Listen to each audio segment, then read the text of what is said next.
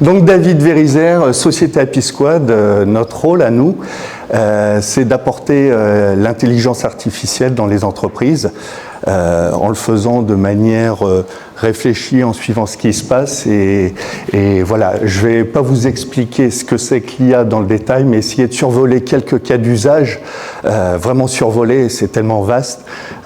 Donc voilà.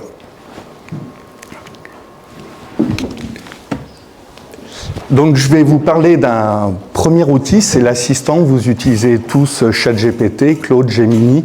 On lui pose des questions, ça répond, c'est puissant. Mais ce qu'on peut faire, c'est lui donner une base de connaissances, que ce soit une réglementation, une méthodologie de travail, une charte graphique à respecter, et il va travailler simplement en s'appuyant sur ces références-là. Donc là, dans l'exemple, on a mis la norme IATF 16949, qui est la norme automobile, ça fait 40 pages. Et voilà, quand on l'utilise, il va aller puiser dans cette base de connaissances pour répondre aux questions. Donc là, dans l'exemple, excusez-moi la caméra, dans cet exemple, un auditeur demande à vérifier la preuve que les opérateurs en production ont été formés à la cybersécurité. Ça paraît incongru, ils sont en production. Eh bien, le système dit que si c'est une obligation, il met en avant même les chapitres de cette norme qui répondent à cette question. Donc c'est un outil que tout le monde peut utiliser. On peut avoir des méthodologies de travail qu'on partage avec ses collègues. Au moins on suit un même processus. Ça n'hallucine pas puisque ça se base sur les connaissances qu'on lui a données. L'inconvénient, c'est que c'est très personnel, hein. On ne va pas s'ouvrir au monde avec, c'est un outil pour travailler en puissance. Le risque aussi, c'est qu'est-ce qu'on fait avec ces données? Ça part dans l'IA, donc ça part sur les serveurs américains ou chinois. Il y a un autre cas d'usage qu'on peut utiliser dans l'IA, c'est l'automatisation. Là, on va s'ouvrir au monde et à toutes les connexions qu'il peut y avoir, les fameuses API, d'où le nom d'Happy Squad. L'objectif, là, c'est de gagner du temps, vraiment, donc de l'argent, et d'aller vite dans des actions. Ce qu'on a mis en vidéo, c'est notre site internet. Si vous pouvez le faire, hein. Si vous demandez un rendez-vous avec Happy Squad, vous allez appuyer sur le bouton « Envoyer la demande ». Et ça va passer par tout un enchaînement logique, un logigramme, un processus qu'on a programmé qui va aller visiter nos bases de données, qui va aller sur Google pour savoir où le demandeur est situé, qui va aller sur l'INSEE, le CIRED. Je vais vous le montrer, c'est mieux. Donc voilà, ça se déclenche. Je préviens, j'ai ralenti pour qu'on y voit, parce que ça va extrêmement vite, mais on est allé sur l'INSEE, gouv.fr. On est allé voir où situait on est allé sur Perplexity pour aller voir les informations de l'entreprise. Et voilà, en 6 secondes, qu'est-ce qui se passe? On reçoit un télégramme pour dire « Ah, quelqu'un a un intérêt pour cette société, il veut un rendez-vous ». On reçoit un email avec énormément d'informations sur l'entreprise. Hein, on est allé sur le net pour voir 6 mois d'informations. On est allé sur CIRED, on connaît le chiffre d'affaires, les dirigeants. Énormément d'informations qui nous permettent, quand on appelle, d'avoir une cartographie de qui est en face. Et enfin, le prospect a reçu un email le remerciant et l'invitant à sélectionner 15-20 minutes de rendez-vous avec nous. C'est un premier outil, alors ça va se connecter partout, hein, pour ceux qui connaissent les ERP, les CRM, ça se connecte à tout. Du moment à Microsoft, à Google, du moment où il y a une clé d'entrée, une API, on va se connecter. Alors il y a d'autres outils, hein, les fameux MCP, là c'est des adaptateurs, c'est un peu plus sensible parce qu'il faut faire travailler des modèles d'intelligence qui sont aux États-Unis, en Chine, mais voilà, ça existe.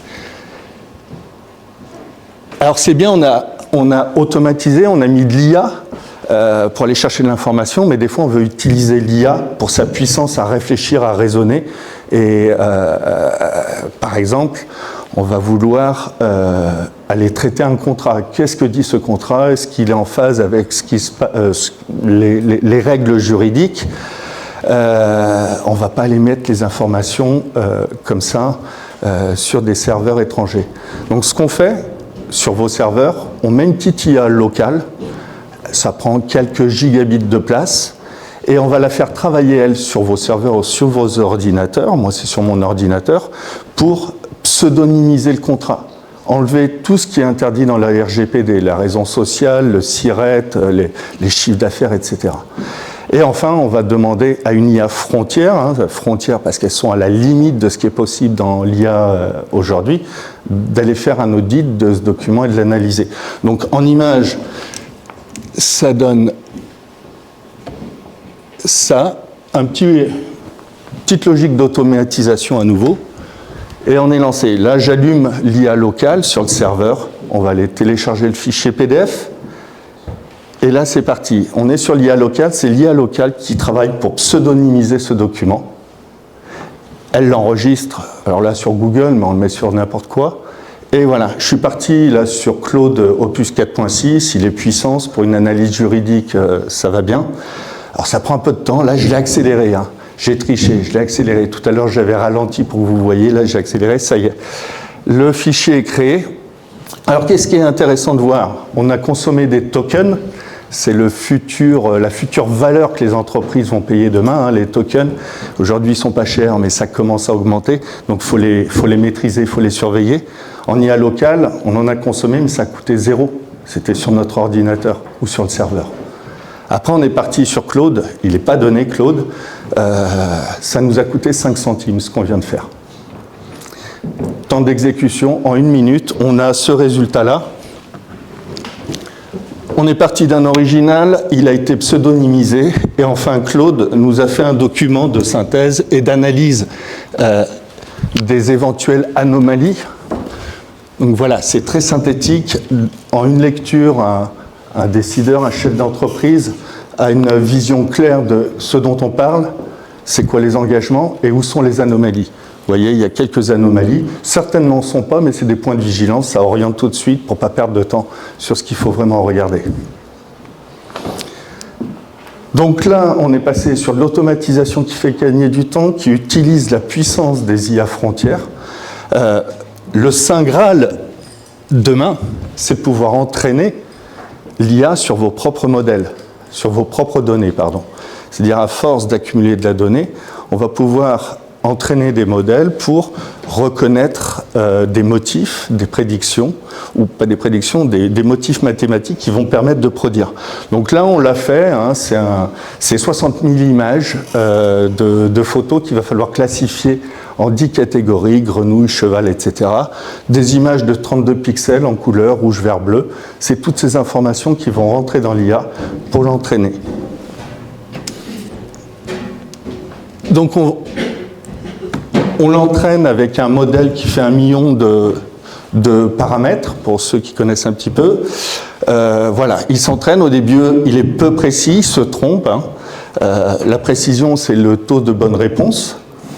Et une fois arrivé au bout, en quelques minutes, là ça allait vite, il n'y a que 1 million de paramètres, il est juste à 70%. Il se trompe, mais on va voir comment ça fonctionne quand on lui donne des photos qu'il n'a jamais vues. Il essaye de deviner ce que c'est, et là on voit que le cheval, eh ben, il s'est trompé, c'était un cerf en fait. Donc il y a des erreurs, on peut améliorer ça, on met plus de couches de neurones, c'est plus de temps, plus d'argent pour entraîner, mais voilà, c'est le Saint Graal de pouvoir prédire demain sur vos données un arrêt machine, un stock de composants ou de matières premières à gérer, c'est de l'entraînement. Quelques chiffres, j'ai fini. 8 entreprises sur 10 aujourd'hui ont intégré l'IA, c'est surtout aux États-Unis et en Chine. Chez nous, on est un petit peu en retard, mais j'espère que le réveil est là. En France, les PME qui ont intégré l'IA, c'est 159% de retour sur investissement en 7 mois. Donc on n'est pas là comme service nouveau pour être un poste de recherche supplémentaire, on est vraiment là pour faire gagner de l'argent, du temps, de l'argent aux entreprises. Et enfin, la partie immergée de l'iceberg, 61% des collaborateurs utilisent l'IA, mais sans gouvernance, sans charte d'entreprise, et attention aux données.